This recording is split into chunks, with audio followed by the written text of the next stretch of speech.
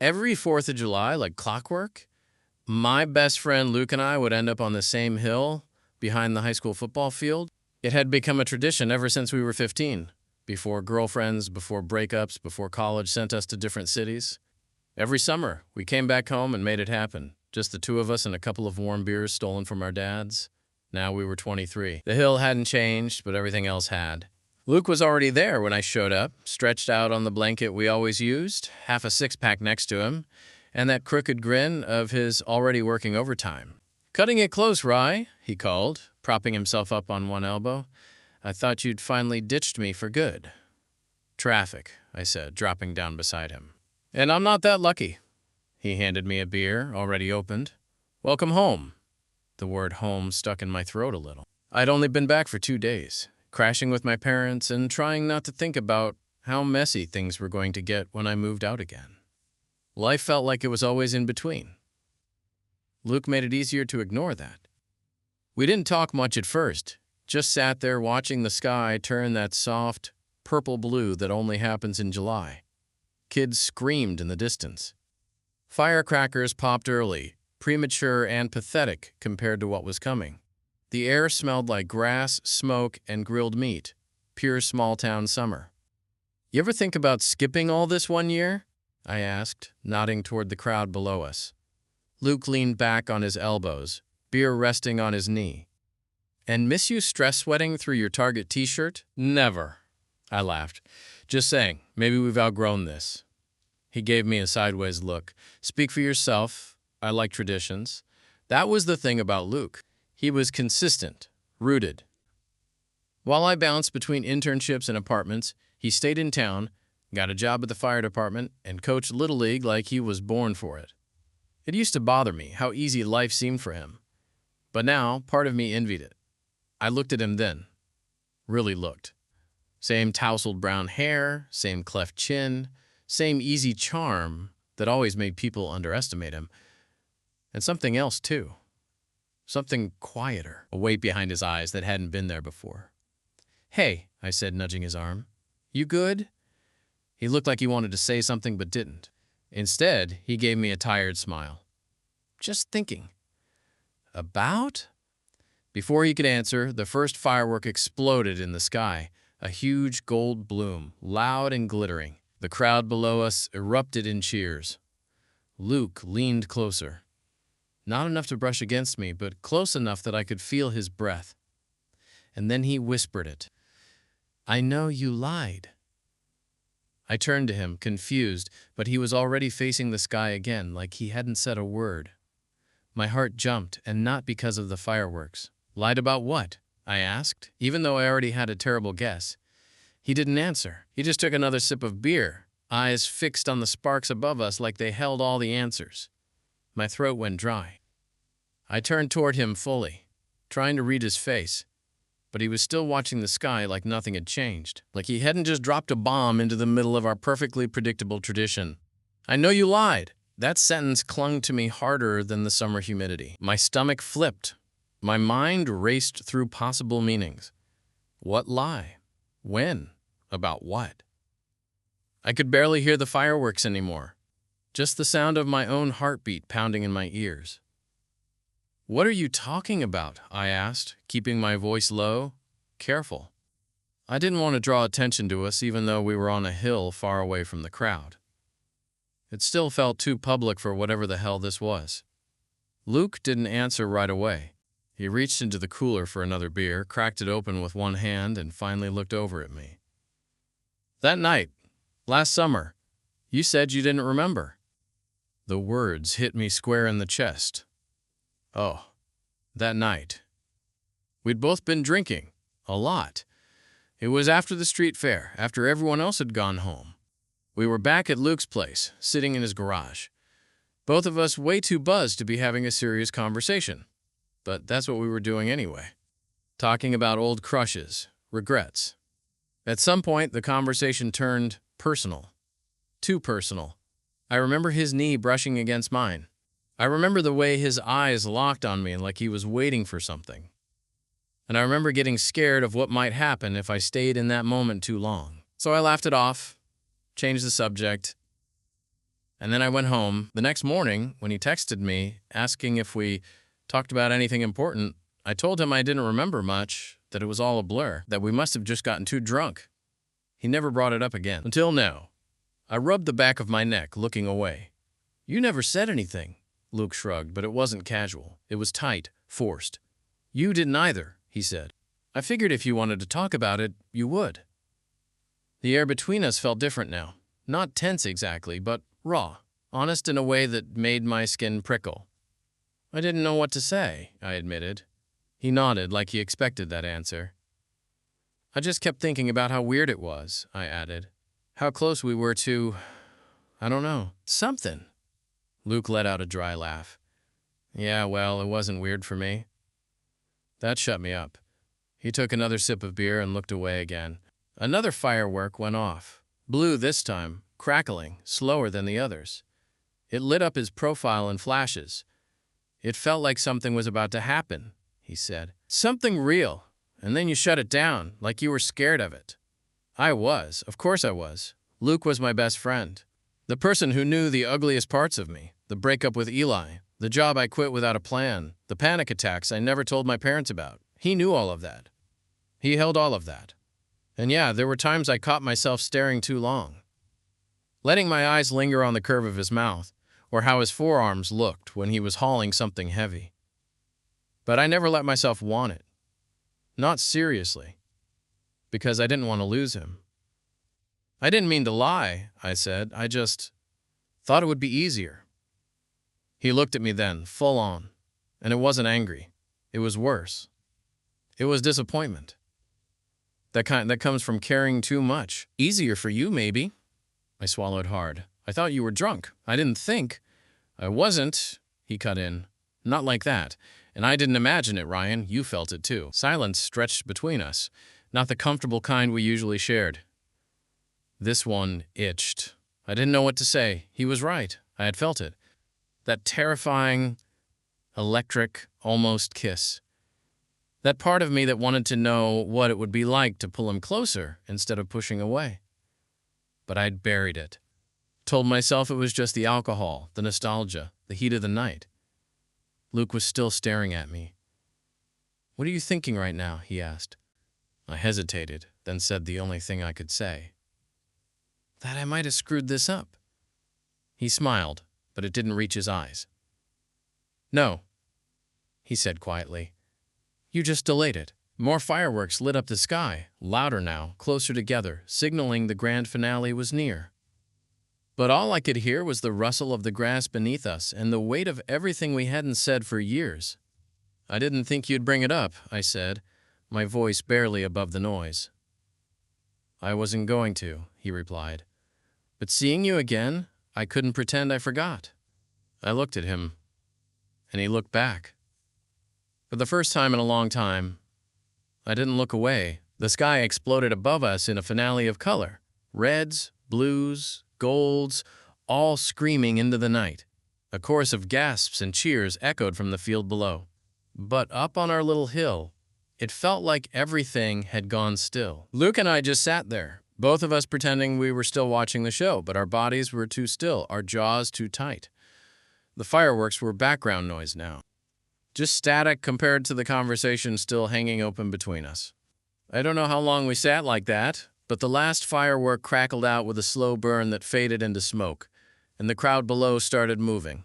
Kids shouting, parents yelling for their cars, people laughing and stumbling through the grass. Luke crushed his empty beer can and set it down in the cooler, then finally spoke. I don't want this to be a thing that just gets buried again. My stomach flipped, but I nodded. I don't either. I thought maybe I was crazy, he said, not looking at me. You'd disappear for months, come back like nothing happened, and I'd just go along with it. Like maybe I'd imagined that night. Or maybe you really didn't remember. I did, I said quietly. I just didn't know what it meant, or what you wanted it to mean. He turned to me, and this time his expression wasn't soft. It was sharp, edged with frustration. You think I didn't spend months trying to figure that out myself? You think I didn't ask myself why I kept replaying it? Why I couldn't stop wondering what would have happened if you'd stayed 5 more minutes? I looked down at my hands, fingers tightening around my beer. I didn't want to mess us up, Luke exhaled, hard. Yeah, well, you kinda did. I winced. But, he added, more gently this time, you also didn't completely ruin it. Because we're still here, talking, and I don't want to go back to pretending. I looked up at him then. He wasn't mad. Not really. He was just done with the bullshit. I don't either, I said, my voice rough. I'm tired of acting like none of it happened. He ran a hand through his hair, the way he always did when he was overwhelmed. So, what now? I blinked at him. You're asking me? You're the one who bailed last time, he said with a crooked smile. Figured I'd let you decide how this plays out. It was teasing, but there was something real underneath it. I glanced out over the town. Glowing porch lights, street lamps flickering, brake lights snaking out of the parking lot below. The night had gone quiet again. The hill felt far away from everything, like we were floating above the world. I turned back to Luke. Okay, I said. Let's talk about it. Really talk. He looked surprised, like he wasn't expecting me to actually step up, so I did. I didn't lie to hurt you, I said. I lied because I was scared. Because I thought if I told you what I felt, you'd pull away. You'd look at me different. Maybe hate me. Luke shook his head slowly. I could never hate you. Back then, I didn't know that, I said. You'd always been straight. At least that's how it looked. And I didn't want to be the guy who misread something and wrecked it. He gave a short laugh. Yeah, well, maybe I thought I was straight too. That made me look at him harder. He leaned back on his hands and stared at the sky, now dark again except for the faint smoke trails of spent fireworks. After that night, I started thinking about stuff I'd never let myself think before. Things I'd felt around you for years that I always pushed away. Like what? I asked. He tilted his head, looking over at me, almost like he was surprised I didn't already know. Like how every time we hung out, just the two of us, I felt calm. Like I didn't have to try so hard. Like I could just be me. His voice was quieter now, more careful. I never felt that with anyone else, not even the girls I dated. I told myself it was just friendship, but... He stopped, shook his head. It was more than that. My chest tightened. You were always the one person I could be fully honest with, he said. Except about this, and maybe that's why it messed with me so much.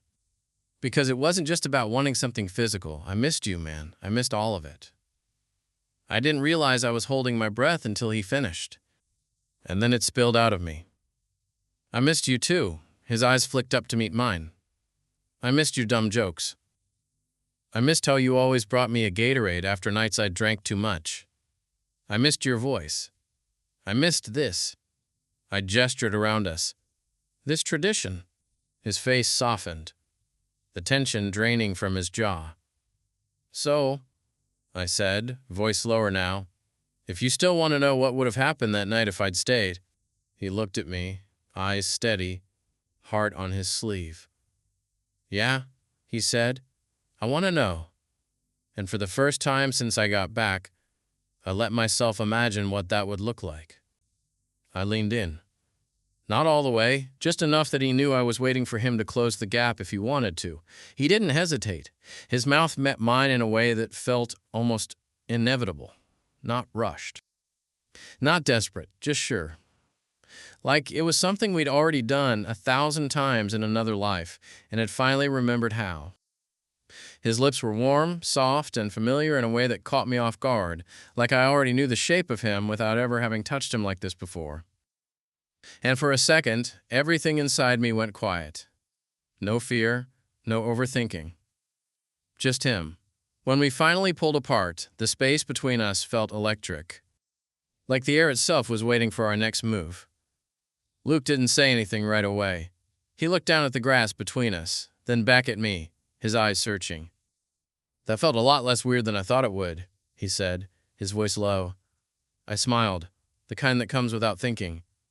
Same. He exhaled a laugh, then ran a hand through his hair. I've wanted to do that for a long time. Why didn't you? He gave me a look. You think I was going to risk kissing my best friend in the middle of a garage full of empty beer cans and high school trophies? I grinned. Would have been memorable.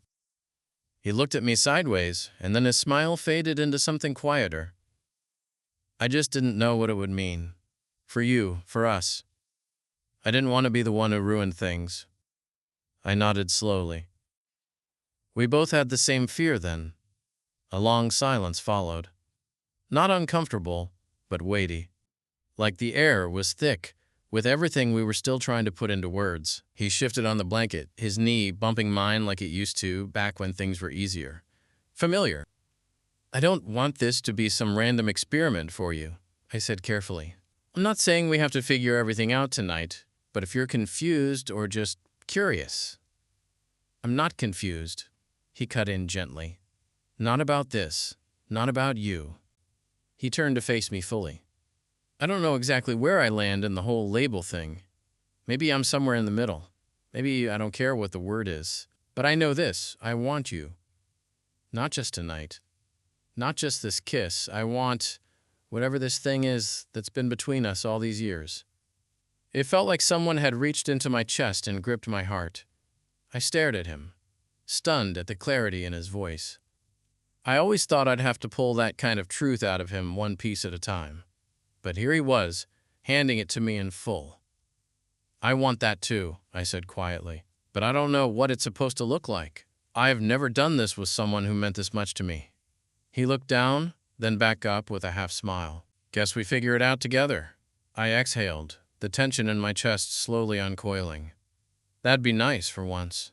We sat there for a while longer, the grass damp against our legs, the sounds of the town winding down below us. Someone set off a rogue firecracker in the distance, and we both flinched at the sudden pop. Luke laughed. It's like the universe won't shut up. Wouldn't be a real 4th without some sketchy leftover fireworks. He leaned back on his elbows, looking up at the smoke-streaked stars. What happens now? It was the kind of question I usually hated, open-ended, too heavy. But this time it felt simple. You come over tomorrow, I said. We hang out. We keep talking. We keep not pretending. He nodded like he liked that answer. And the hill? What about it?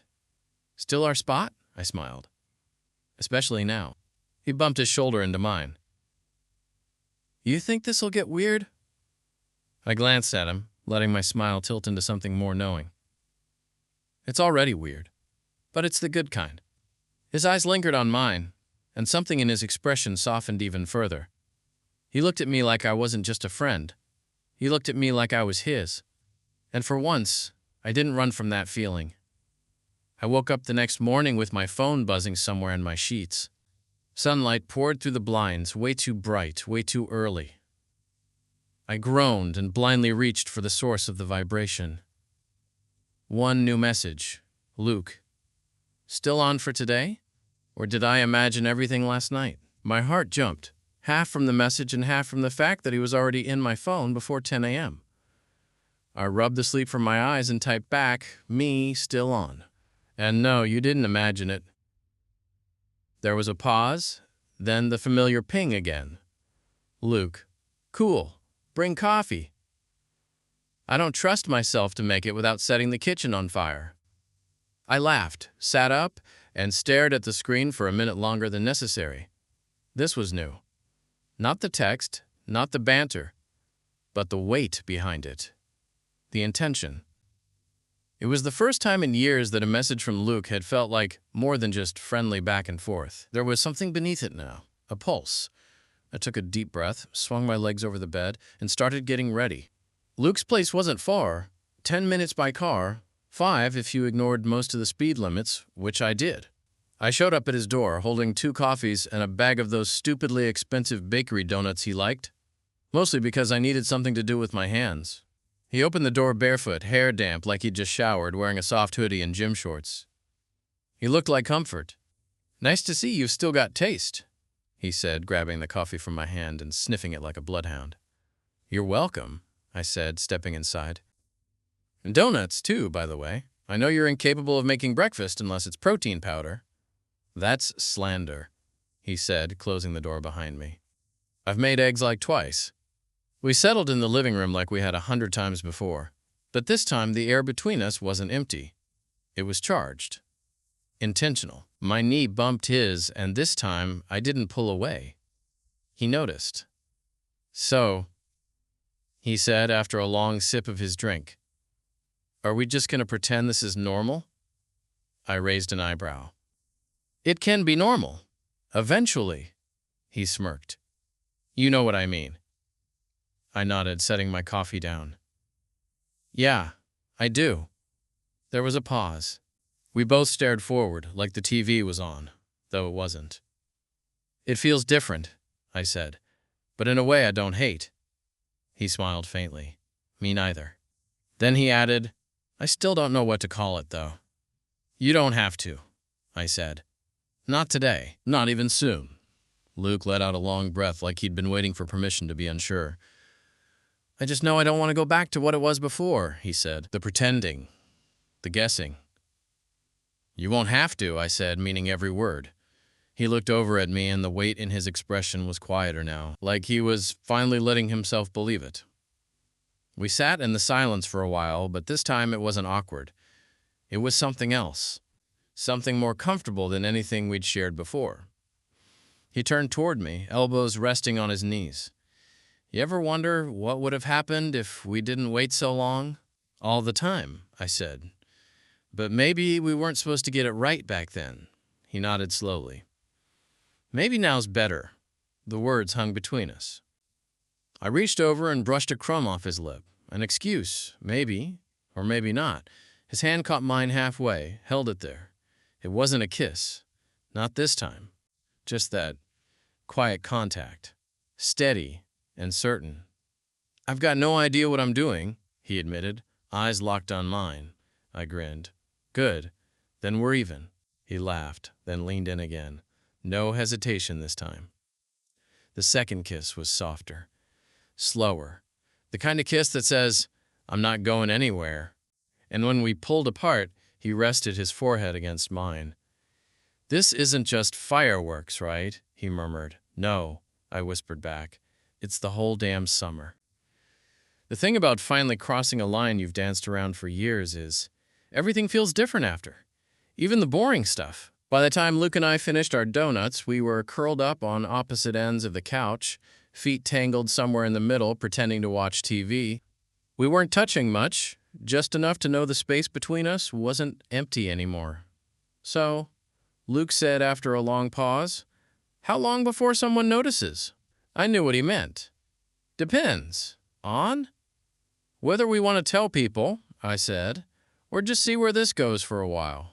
Luke considered that. It's not that I don't want to tell anyone. I just don't want to make this some big announcement before we even know what this is. That's fair, I said. We don't owe anyone a label. But it's going to come up, he said, glancing at me. My mom's already nosy. She asked about you last week. Said you looked more filled out this summer. I laughed. What does that even mean? She meant it as a compliment, in a weird Midwestern post-church brunch way. She always liked me, I said with a smirk. Luke shot me a look. She better. You might be seeing more of her. That sent a little thrill down my spine. He noticed. Too soon? I shook my head. No, just new. He nodded like that made sense. Then, you think your parents would care? I hesitated. Not in a bad way, but I think it would surprise them, especially because it's you. Because I'm me? He asked, mock offended. Because you've been part of my life forever. It changes what people see when they think of us. Luke chewed on that for a moment. Yeah, but that doesn't mean it's not real.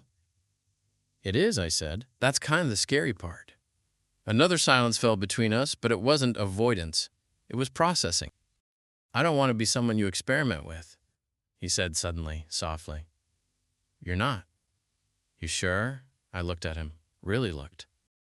Luke, I said, you've been the most important person in my life for almost a decade. You were never an experiment. He blinked slowly. Okay. And he believed me. I could see it settle in his shoulders. The way he exhaled like he'd been holding something in for weeks. Maybe months. Maybe years. That night, we ended up back on the hill. Not for the fireworks. Those were over. But because we needed to see it again.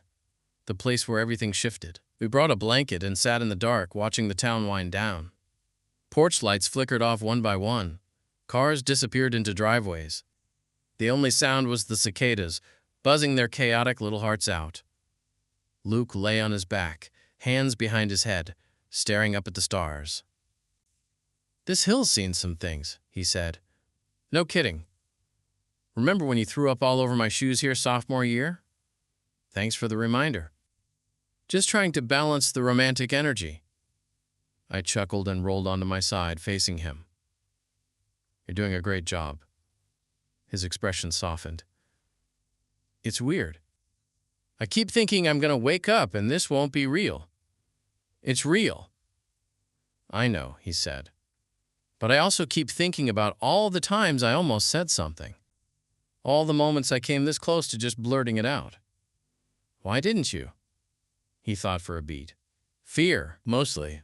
Of losing you," he said. "Of getting it wrong. Of changing something I didn't know how to undo." My chest tightened. "I had those same fears," I admitted. "But you kissed me anyway. Only after you told me the truth.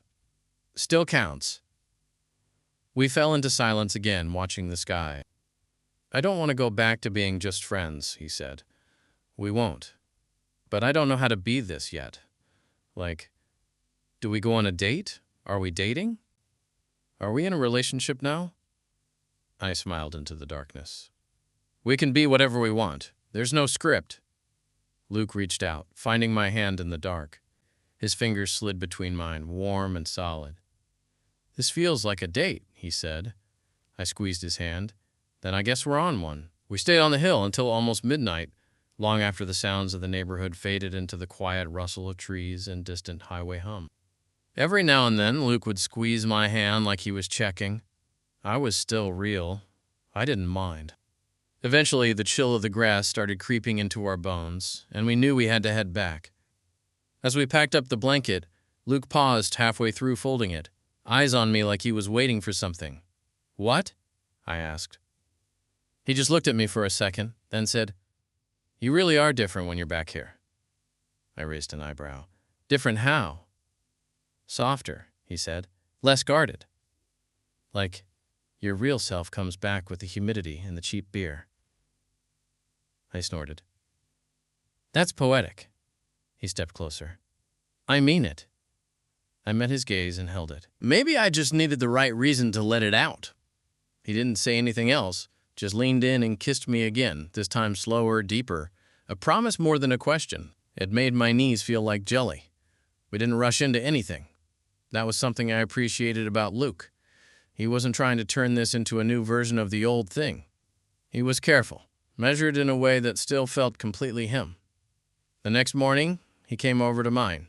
No pretense. No excuses. We watched reruns on my couch, made pasta for lunch, and sat with our knees touching like it was the most normal thing in the world. At one point, I caught him watching me while I talked about something stupid. Probably work, or my landlord's refusal to fix the broken AC unit.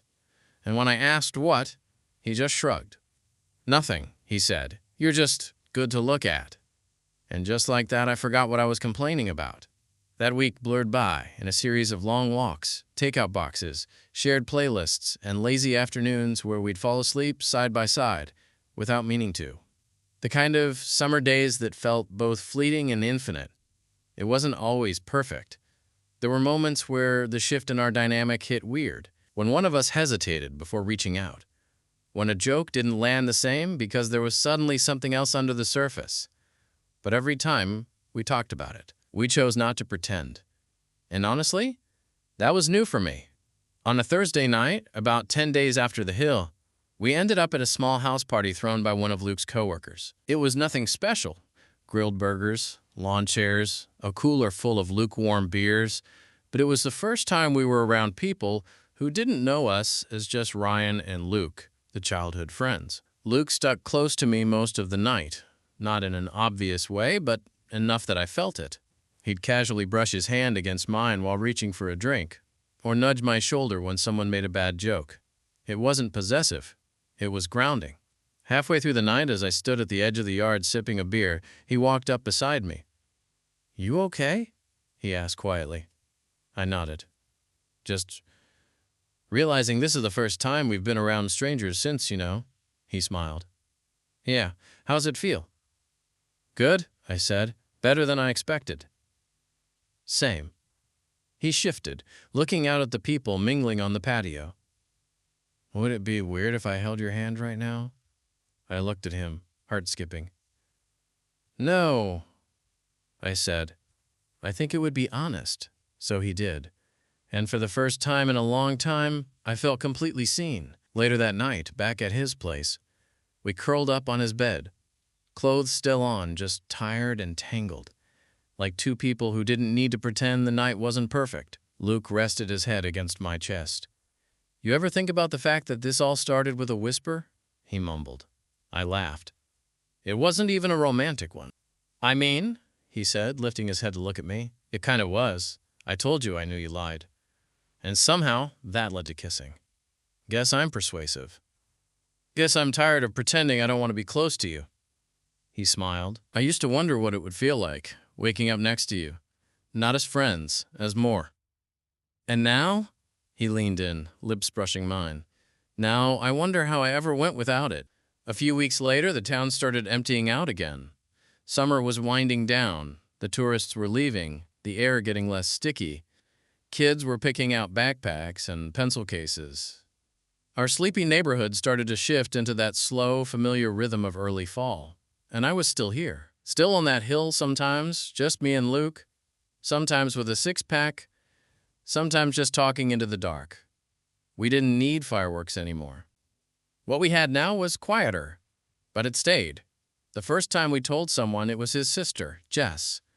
She barely blinked before saying, "Took you idiots long enough." Next was my brother, who just laughed and said, "So are you going to start showing up to Thanksgiving together now?" Bit by bit, the world adjusted. Or maybe we did. The people who mattered didn't care. The ones who were surprised eventually stopped being surprised. We didn't make a big deal out of it. It just became part of us. A layer added, not a mask changed. We still argued about dumb things. Movie plots, how much garlic goes in pasta sauce, whether Die Hard counts as a Christmas movie. It does.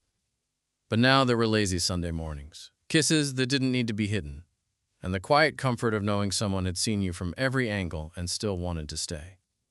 One night in September, I was sitting on the back of Luke's truck bed, legs dangling off the edge, hoodie pulled over my ears. He climbed up beside me with a blanket, handed me a root beer, and leaned against my side. "I still remember the exact sound of your voice when you said my name that night," he said suddenly. I looked over. "What do you mean?" "Right after I whispered to you on the hill. You looked confused. Kind of scared. But you said, 'Eli,' like I'd just broken something open." I nodded slowly. I was scared. "Still?" I thought about that. "No," I said. "Now I just wish I hadn't waited so long." He shifted, resting his head against my shoulder. "Maybe we had to wait to get it right." "Maybe," I said, smiling. "But I'm glad we didn't wait forever. There's this thing about small towns. Everyone knows everyone's business eventually.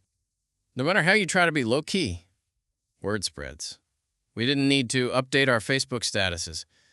We didn't post photos with hashtags. But when people saw us walking together at the county fair, Luke's hand resting on the small of my back like it belonged there, that was enough. We didn't know anyone a story. But we still had one. And it started with a whisper.